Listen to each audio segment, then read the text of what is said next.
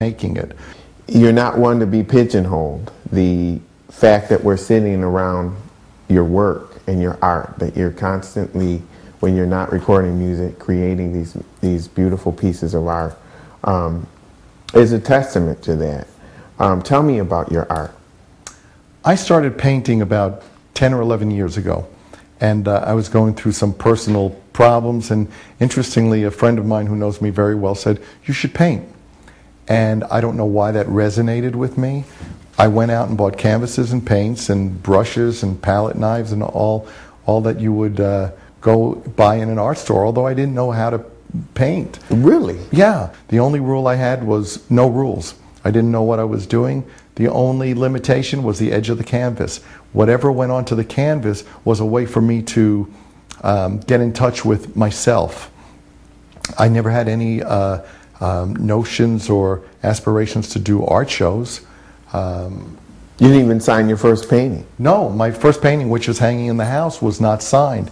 And not signed to this day, because it's a reminder to me of how this all started. But when I did put it up, it was amazing how many people would come over and say, "Who did that painting?" It was very interesting. When I started doing art shows, the pieces were selling at a tremendous rate, and people were connecting with the art. That's what's important. Success to me is only a way to measure your connection to the public. If you're doing something right, it connects. I live by something I call the law of commonality, which basically says, in short speak, people have more in common with each other than differences. And if you can tap into something in yourself, into a need in yourself, fulfilling that need, you will fulfill a need in other people. So by painting, and by painting truly and solely to please myself, I knew that there had to be other people out there who would like it. If you try to second guess the public, you may wind up kicking yourself and saying, "I should have done it my way." So if you just follow your own gut and your own intuition, you'll usually land on your feet. So I define myself by the challenges I take on, and usually I do pretty well. And you have done very well.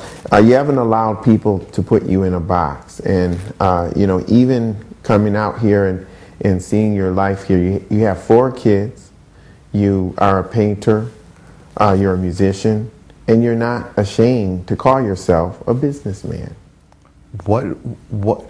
To be a businessman does not go against ethics. You know, if you're an ethical person, if you're a moral person, if you have a conscience, if you're involved with the world, if you're involved with charity, business may be the key to it all. That's how we get to give back. You know, I think we heal ourselves by giving.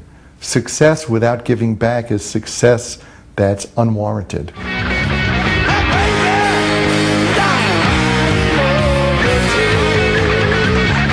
How long did it take for you and Gene to get ownership of your careers, to really have ownership?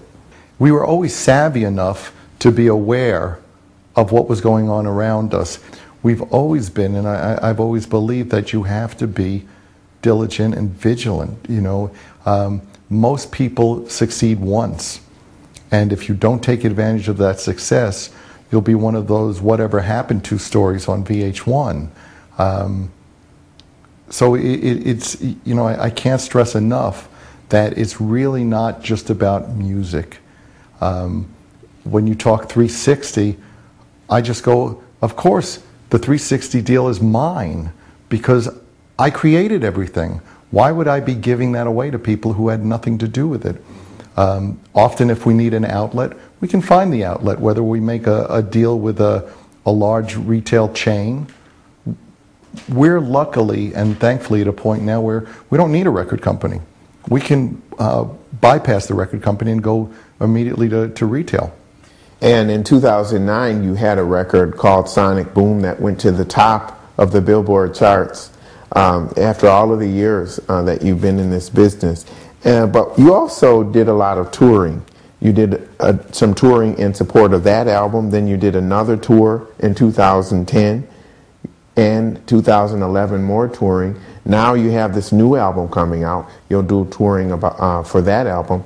Tell me about that. How important is that for a band like Kiss?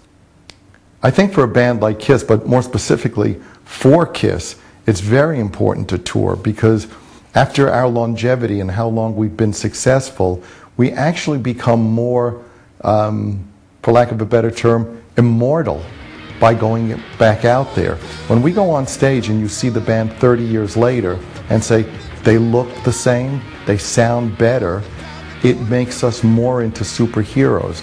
And we've always been, I would liken us to Superman with a guitar. We're superheroes who also play music. So anytime we step out on that stage, mouths are agape, because you look and you go, my God, that's Kiss, and Kiss is timeless and ageless, and should be. And let's face it, there aren't too many bands